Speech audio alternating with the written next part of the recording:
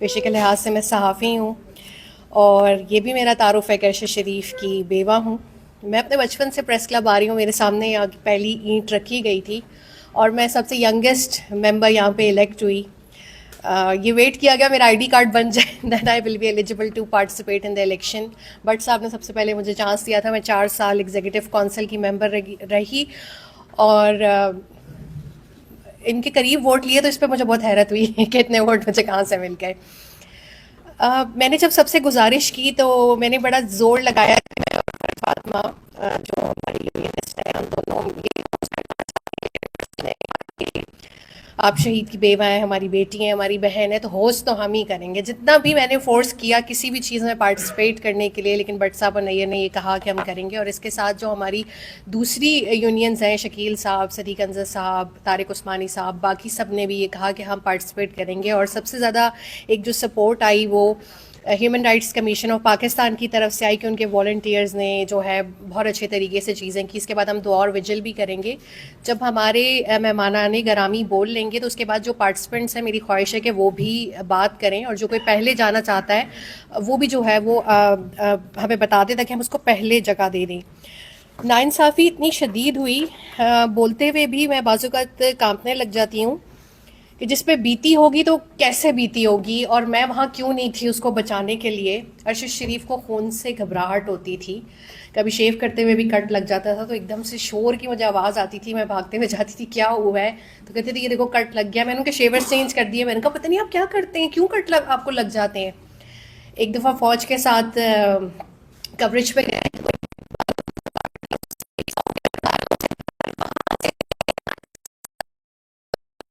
کہ میرے ساتھ کیا ہو رہا ہے، گھر آ کے ایک دم سے شور ڈالا، ڈاکٹر ارمیلا سے پوچھو کچھ، مجھے کچھ ہو گیا ہے وہاں پہ، مجھے کچھ کاٹ گیا ہے and I need some kind of a treatment. تو میں اکثر ہمارے جتنے جاننے والے ڈاکٹرس تھے ان کے اسٹافرس کو گھر ہی بلا لیتی تھی اور کہتے تھے شو سے پہلے مجھے اپنا بخار 0 پہ چاہیے۔ 102 بخار ہوا ہوتا تھا، کہتے تھے میں نے آفس جانا ہے۔ میں کہتی تھی اس طرح نہیں کیا کریں، آپ کے اسٹافرس کی بھی کوئی پرسنل لائف ہوگی، انہیں جینے دیا کریں۔ سیٹرڈے سنڈے بھی آپ آفس چلے جاتے ہیں، اور ہمیں بھی امیون کیا ہوا ہے کہ بس ایک دن کی تفریح کرنی ہے اور باقی سارا وقت کام کرنا ہے۔ اتنا سچ بولتے تھے کہ مجھے خوف محسوس ہوتا تھا۔ میں نہیں چاہتی تھی کہ اتنا قیمتی انسان، اتنا صاحب علم انسان کسی ایک معمولی سی گولی کا نشانہ بن جائے۔ میرے خیال میں 100-200 روپے کی مل جاتی ہوگی ایک بلٹ، اتنا عام ہے اسلحہ۔ میرے نزدیک تو اسلحے پہ مکمل پابندی ہونی چاہیے، لیکن وہ نہیں چپ ہوئے۔ جب انہیں دھمکیاں آنا شروع ہوئیں، ہمارے گھر میں آنے کی کوشش کی، ہراسانی شروع ہوئی، تو میں بہت ایکٹیو ہوں۔ جب حامد میر صاحب کے اوپر حملہ ہوا تھا تو وہی بات کہ ہمارے ملک میں مارنے والے ہمیشہ اتنے بڑے ہوتے ہیں نا، اتنے larger than the world in کو پورٹری کیا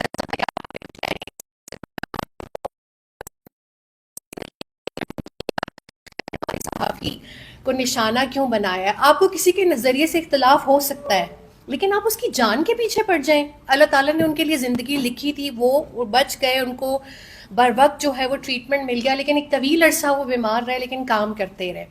اس وقت 2014 کی بات ہے کہ ہارڈلی ہم کچھ لوگ ہوں گے جو سوشل میڈیا پر یہ کمپین کر رہے تھے کہ جسٹس دیں۔ ارشد خود عدالتوں میں جاتے رہے، کچھ بھی نہیں ہوا۔ مجھے یہ نہیں پتا تھا کہ جس طرح میں مصری خان کو دیکھتی تھی، ولی بابر کو دیکھتی تھی، ابھی جو ریسنٹ ہمارے سندھ میں جتنے ہمارے جرنلسٹ اس دفعہ شہید ہوئے، سندھ حکومت کہتی ہے ذاتی دشمنی تھی۔ بھئی ہماری کسی سے ذاتی دشمنیاں نہیں ہوتی، ہم کوئی بدماش نہیں ہے، لینڈ مافیا نہیں ہے، منی لانڈرنگ نہیں کر رہے، ہمارے کوئی ہم میں سے میجورٹی لوگ تو شاید اسموکنگ بھی نہیں کرتے ہیں، اور ہم پہ مقدمے کون سے بنتے ہیں؟ منشیات کے۔ جو شخص اسموکنگ ہی نہیں کرتا اس کے پاس تو منشیات بھی نہیں ہوگی۔ جھوٹے ترین مقدمے، اور عورتوں کے لیے جو نئی چیز لائے ہیں وہ یہ نئی چیز مارکیٹ میں آئی ہے کردار کشی کی۔ مجھ پہ اتنا غلیظ الزام لگا عدت میں شادی کا کہ میں نے کہا یا اللہ قیامت کے دن حضرت عائشہ سے میں یہ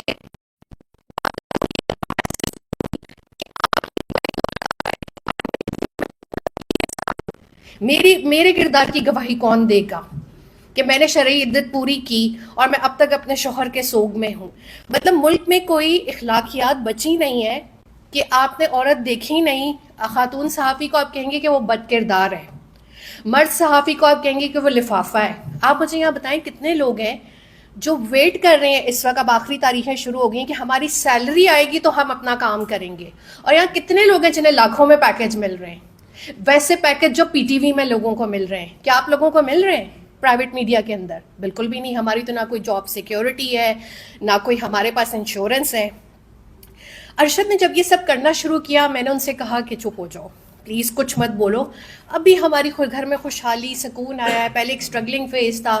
مجھے میرا گھر عزیز ہے، آپ مجھے ان چیزوں میں جنگوں میں مت ڈالیں. تو انہوں نے مجھے کہا، مجھ سے سوال پوچھا کہ جو بھگت سنگھ پہ مقدمے کرا رہا تھا وہ کون تھا؟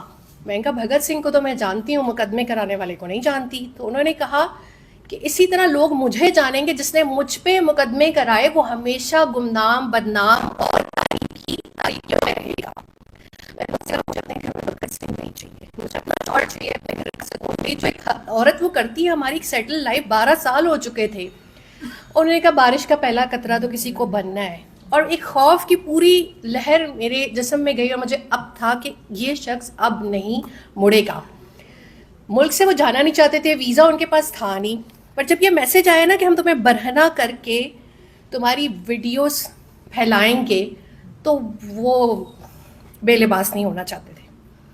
یہ ایک وہ ٹرننگ پوائنٹ تھا جہاں سے انہیں عارضی طور پہ جانا پڑا. اور انہوں نے مجھے یہ کہا کہ میں واپس آ جاؤں گا. میں کووڈ سے ریکور کر رہی تھی، میں سفر کرنے کی حالت میں نہیں تھی، اور میرا بھی پاسپورٹ ایکسپائر ہوا ہوا تھا. ہم اتنے گھومنے پھرنے جاتے ہی نہیں تھے. اب وہاں پہ وہ جا کے زیادہ بے باک ہو گئے، اپنا یوٹیوب شروع کر دیا. جب انہیں ٹارگٹ کیا گیا تو وہ اتنا بروٹل تھا کہ مجھ تک وہ تمام تصویریں پہنچائی گئیں کہ میں دیکھ لوں کہ یہ دیکھ لو اپنا شوہر. سچ بولتا تھا نا، ہم نے دیکھو اس کا کیا حال کیا.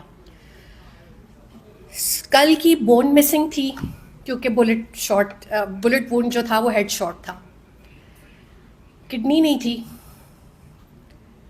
نیلز نہیں تھے.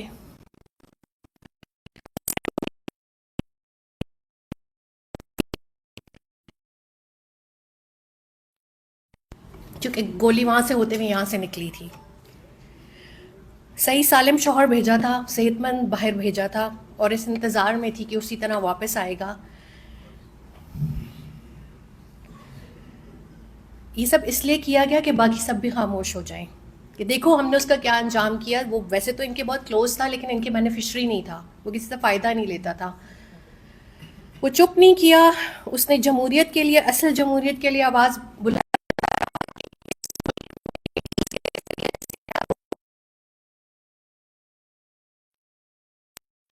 جمہوریت اور صحافت کا بہت کلوز رشتہ ہے. آج دیکھیں، آج ہمارے ساتھ اپوزیشن بھی بیٹھی ہوئی ہے، میں ان کی شکر گزار ہوں.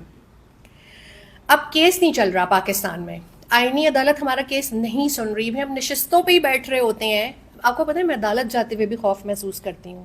مجھے عدالت جا کے کبھی بھی ایسا نہیں لگا کہ مجھے کوئی انصاف مل جائے گا. اور ایسے لگتا ہے ارد گرد ایسے لوگ بیٹھے ہیں جو مجھے دیکھ رہے ہیں، ان میں سے پتہ نہیں کتنے دوسرے فریق بھی تو آئے ہوئے ہوتے ہیں نا جن پہ ہمیں شک ہے. جب بھی میں نشست میں بیٹھ رہی ہوتی ہوں، میں ہمارا کیس وہ آگے کی تاریخ حکومت لے لیتی ہے. ہم آج تک 3 سال میں لکھ کر کے اس پہ توثیق نہیں کر سکے، اور میں وہاں کے ہائی کورٹ سے، اپیل کورٹ سے ہوتے ہوئے آج سپریم کورٹ میں اپیل دائر کر دی ہے میں نے ان کے. کم از کم ان کی جج نے مجھے سنا تو صحیح ان 3 سالوں میں. ہمارے ججز، میں روسٹرم پہ کھڑی ہوتی ہوں، وہ نہیں سنتے، بولنے کی اجازت نہیں دیتے. آپ مجھے بتائیں کہ اگر وہ میرے سر پہ ہاتھ نہیں رکھیں گے دست شفقت. آج تک ہمیں چیف جسٹس نے نہیں کہا کہ آپ سارے صحافی مل کے آئیں اور بتائیں کہ آپ کی کیا مسائل ہیں، ہم حل کرتے ہیں، یا آئینی عدالت ہمیں بلائے. وہ تو ہمیں سننا ہی نہیں چاہتے. ہمارے پاس بطور سٹیزن کیا ہم بھی تو ایک ستون ہے نا. آپ ہمیں کیوں تباہ کر رہے ہیں؟ اگر ایک ستون ریاست کا گر گیا تو کیا ریاست یوں ہو جائے گی؟ یوں نہیں رہے گی.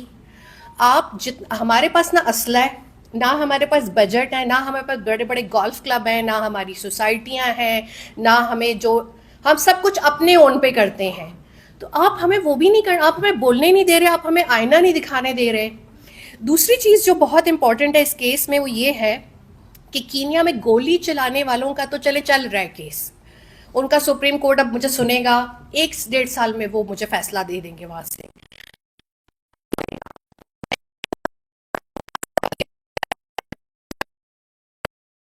سروس ججز کا، اور وہ اس کے اوپر کارروائی کریں اور ان تمام لوگوں کو بلائیں جنہوں نے ارشد کو دھمکایا، اس کا شو بند کرایا. اور 16 FIRs والے ان لوگوں کو بلائیں جن کے خود جرائم پیشہ اپنے ریکارڈز ہیں پیچھے. چائے پیتا پیتا کوئی شخص جائے گا فلاں اینکر نے یہ بات ٹھیک نہیں کی، اس میں مقدمہ درج کر، جو اس میں مقدمہ درج ہو جائے گا. اور ہمارے تو یہ حالات ہیں کہ ہمارا گھر پریس کلب پہ بھی حملہ ہو چکا ہے. یعنی کہ وہ ہمیں ریاست کے چوتھے ستون کو کچھ سمجھتے ہی نہیں ہیں. دوسری چیز کہ ہمارے ہاں بہت صاحب ثروت امیر صحافی بھی ہیں جن کے لاکھوں میں پیکیجز ہیں. انہیں یہاں پہ ایک جو ہے وہ کمیشن قائم کرنا چاہیے, ایک فنڈ قائم کرنا چاہیے ان صحافیوں کی فیملی کے لیے جن کی وفات ہو جاتی ہے, جو شہید ہو جاتے ہیں, جن کی بیوائیں اور بچے پیچھے رہ جاتے ہیں. میں نے حامد میر صاحب کی پٹیشن کا حصہ بننے کی کوشش کی اور ان 14 صحافیوں کے نام بھی ڈالے جو ان 2 سالوں میں قتل ہوئے ہیں. اور یہ غزہ کے بعد دوسرا بڑا نمبر ہے کہ ایک ملک میں جنگ بھی نہیں ہو رہی اور 14 صحافی قتل ہو گئے اور سندھ حکومت یہ کہہ کے بری الذمہ ہو جاتی ہے اس کی ذاتی دشمنی تھی, یہ اپنی ذاتی دشمنی کی وجہ سے قتل ہوا ہے. ہمیں ایک تو ہراسانی کے حوالے سے سیریس کمیٹی کی ضرورت ہے کہ جس کو دھمکی آ رہی ہے وہ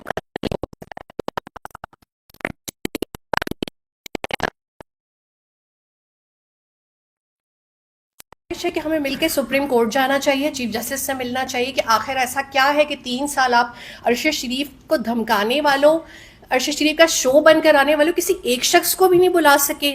آج تک ہماری مدعیت میں FIR ہی درج نہیں ہوئی. کیا ارشد کی والدہ کا یہ استحقاق نہیں ہے کہ اپنے بیٹے کے قتل کی FIR ان کی مدعیت کسی کوئی تھانے کا کوئی ہے اردلی اس کے نام سے درج ہوئی ہے ایک فیک FIR. آپ سوچیں یہ مقام ہے اس ملک میں انصاف کا. تو آپ لوگ ایک تو میرے ساتھ اقوام متحدہ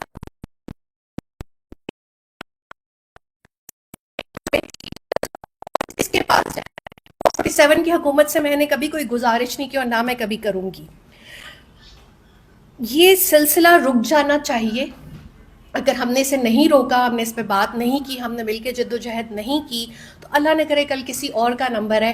اور آپ مجھے بتائیں کہ یہ جو 14 لوگ اس سال 2 سالوں میں اس نئے رجیم میں قتل ہوئے ہیں صحافی, کیا ان کے لواحقین کہیں جد و جہد کر پا رہے ہیں, کہیں بول پا رہے ہیں؟ ہمارے پاس تو پھر ایک پلیٹ فارمز ہیں, سوشل میڈیا ہے, ہمارے اپنے ادارے ہمیں سپورٹ کرتے ہیں, ہم بولتے ہیں, ایک دوسرے کے کہنے پہ آ جاتے ہیں. یہاں پہ ہمیں ایک میکینزم بنانا ہوگا اس ہراسمنٹ سے ڈیل کرنے کے لیے. ہم اپنے قیمتی صحافیوں کو اس طرح نہیں کھو سکتے, گولیاں لگ جائیں, ان ہراسانی ہو جائے, ان کی جابس چلی جائیں.